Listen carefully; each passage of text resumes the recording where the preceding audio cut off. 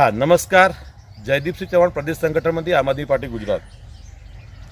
आपना माध्यम थी मारे खास तंत्र ने जणावવું છે કે છેલ્લા અઠવાડિયાથી એક ઈ કેવાયસી કરીને જે શિષ્યવૃત્તિ અંતર્ગત જે પ્રોજેક્ટ સરકારશ્રી દ્વારા લાદવામાં આવ્યો છે અને એમાં અનેક યાચનાઓ વાલી તેમજ વિદ્યાર્થીઓ ભોગવી રહ્યા છે। આપના માધ્યમથી ખાસ મારે જણાવવું છે કે આ મહિનો સપ્ટેમ્બર ચાલે છે। આવતા મહિને લગભગ 20 દિવસ સુધી સમગ્ર ગુજરાતભરની અંદર પ્રથમ સત્રાંત પરીક્ષા યોજાનાર છે, નંબર 1। અને એ સમયે જ્યારે શિષ્યવૃત્તિ મેળવવા માટે વિદ્યાર્થીઓને ઈ કેવાયસીનો એક નવો ફતવો જારી કરવામાં આવ્યો છે કે ભાઈ આધાર કાર્ડ એનું રિસ્ટિંગ કાર્ડ સાથે અપડેટ કરાવવાનું છે અથવા તો જેને કહેવાય કે લિંક કરાવવાનું છે। તો એવા ટેકનિકલ એમાં ઇસ્યુ ઊભા થયા છે કે કેટલાક વિદ્યાર્થીઓનો આધાર કાર્ડ લગભગ 10 વર્ષ પહેલો કઢાયા હોય અને એ જે વખતે મોબાઈલ નંબર હોય એ મોબાઈલ નંબર બંધ થઈ ગયા છે, એમાં ઓટીપી જાય છે, વિદ્યાર્થી આજે પરેશાન છે, વાલી પરેશાન છે।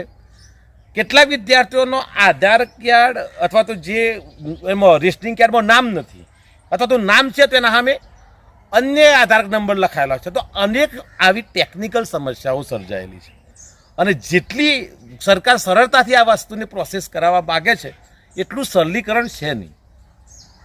સંચાર માધ્યમો મારફતે અમે જોયું છે કે છેલ્લા 2 દિવસથી અરવલ્લી વહીવટી તંત્ર શું કરી રહ્યું છે મને કંઈ ખબર પડતી નથી। એક બાજુ સરકારશ્રીના મોટા ઉપાડે સેવા સેતુના કાર્યક્રમો ગામડે ગામડે જઈ અને થઈ રહ્યા છે।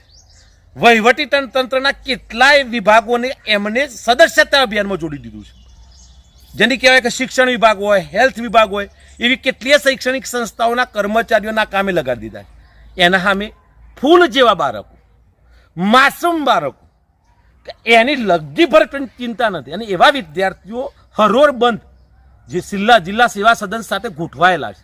તો મારું આ વિડીયો મારફત એટલું કહેવું છે કે તંત્રની આંખે ગાંધારીના પાટા લાગેલા છે, એને દેખાતું નથી।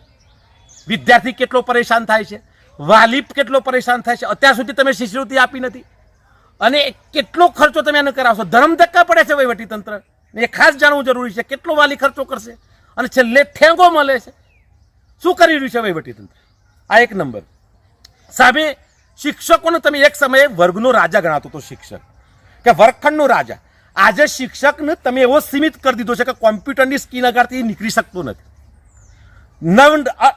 નવી તાલીમો અડધી વચ્ચે જ્યારે પરીક્ષાનો મહારો ચલાવવાનો ત્યારે તમે તાલીમો ગોઠવી દો છો। જ્ઞાન સેતુ હોય, જ્ઞાન સાધના હોય, NMSS હોય, આવી તમામ પરીક્ષાઓની અંદર રજીસ્ટ્રેશન કરો। તમે ડીઓ ઉપર ઠોકી બેરો, ડીઓ અહીંયા શિક્ષકો ઉપર એને કહેવાય કે ઠોકી બેસાડે। શિક્ષક કેવી રીતે કામ કરશે? આવી અનેક પ્રશ્નો તમે શિક્ષણ ઉપર પ્રયોગ છોડ દો। આ બહુ ભયંકર વસ્તુ છે, તમે નેક્સ્ટ જનરેશનને ખતમ કરી નાખશો અને એક જેવું ફૂલ જેવું બાળક છે તમારા ઉપર મોટો પ્રશ્ન કે એને ન્યાય ક્યાં મળશે? આજે 5, 7, 8 વર્ષનું બાળક તમે જુઓ વિડીયોની અંદર, એ જવાબદાર તંત્રને પણ હું કહેવા માગું છું, એ મામલતદારશ્રીને પણ કહેવા માગું છું કે તમે શું કરી રહ્યા છો સાહેબ?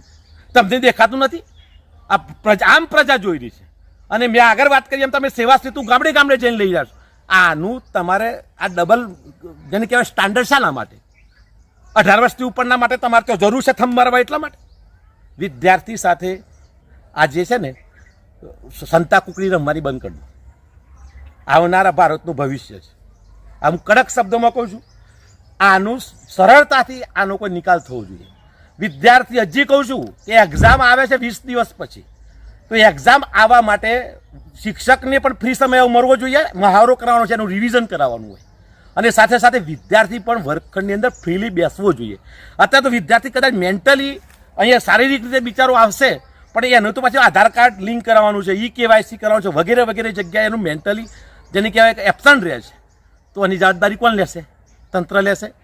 આ મારે એટલા માટે જવાબદારીપૂર્વક કહેવું છે કે સિસ્ટમમાં કોઈક જગ્યાએ ખામી છે, સિસ્ટમ સુધારો એવી મારી સરકારશ્રીને અને જે તે વિભાગના મંત્રીશ્રીને નમ્ર અપીલ છે। જય હિન્દ, જય ભારત।